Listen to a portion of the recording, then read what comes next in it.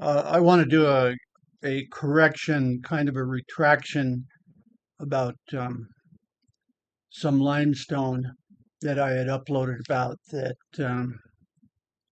Hold on.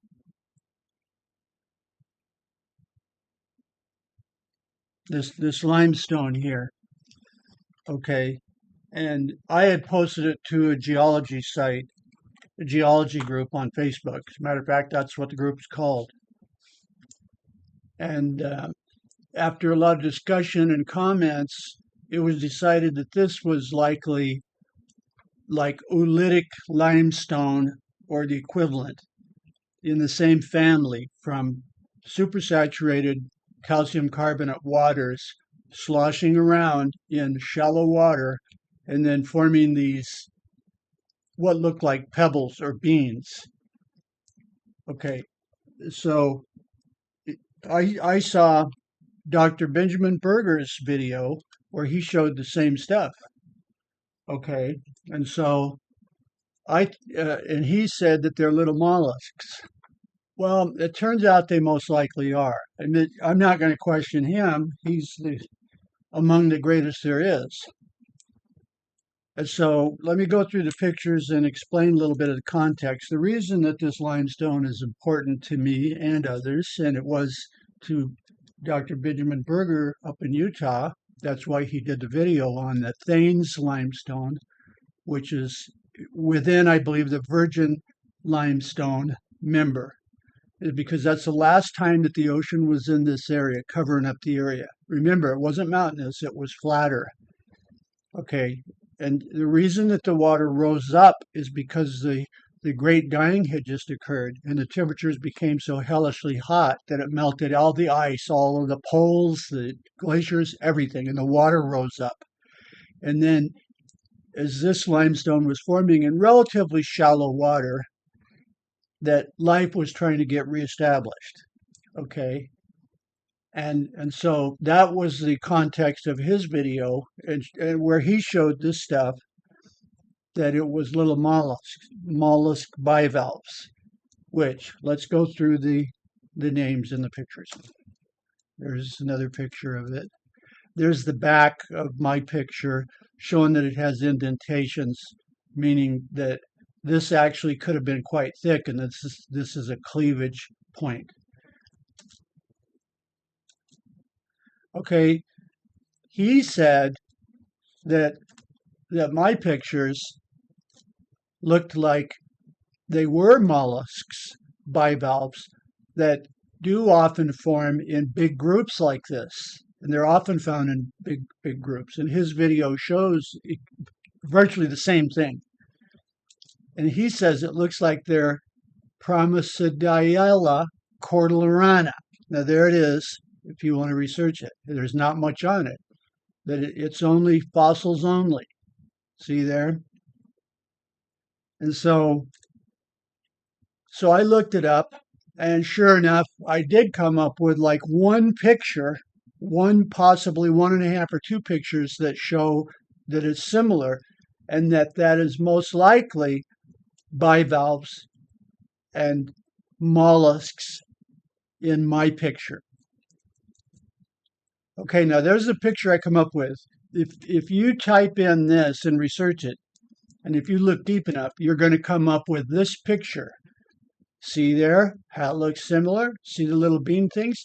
Now this one has actual other mollusks in it.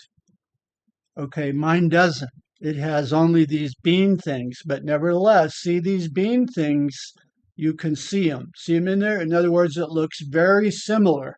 And in his video, when he shows up close with the camera, his video shows that it looks virtually identical to this right here. But he says that they are little mollusks, that it's not oolitic limestone, that oolitic limestone, they will tend to be rounder, which I knew that, and I thought this was a form of it. But no, he says it is mollusks. And so now let me show you some context of where it's from. Now see, there's another one that kind of has these bean shapes, but it's got a full, like a muscle there. Okay, now you're looking at the virgin limestone. This is Moncopy, which the virgin limestone and the thaynes layer is.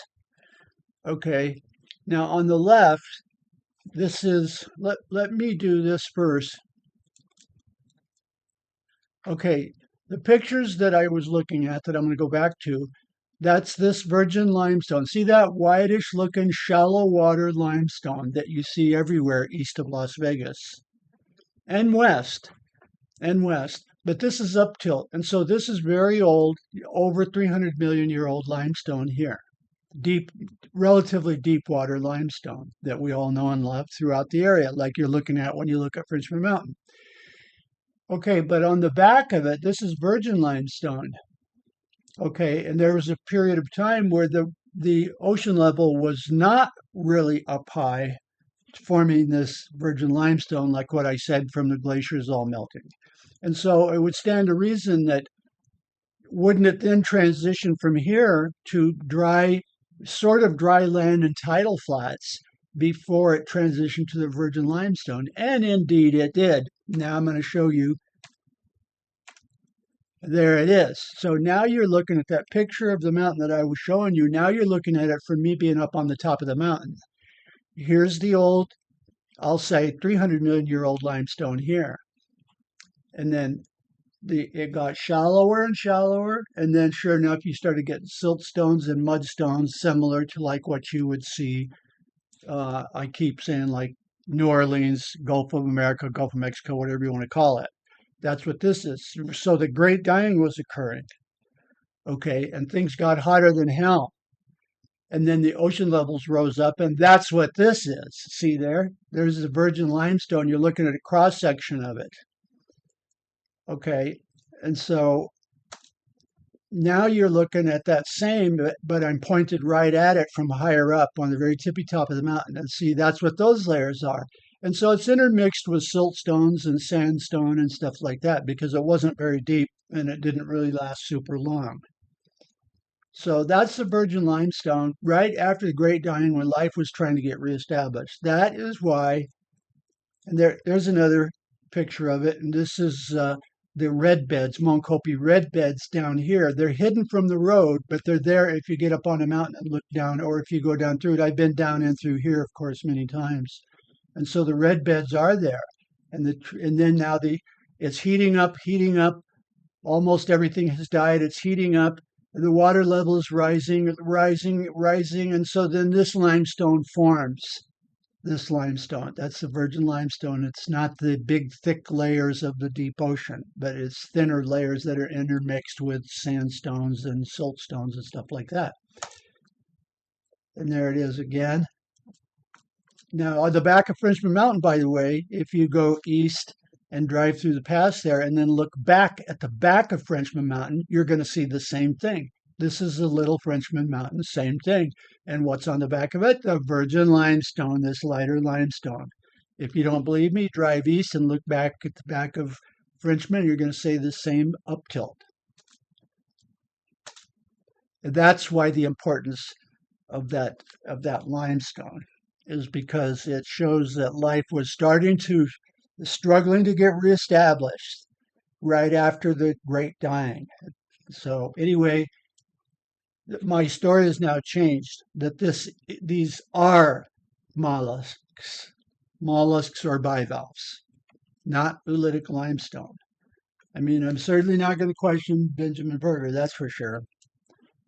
That completes this video. I know everybody likes their geology jargon, so you're just going to have to live with it because that's what I upload.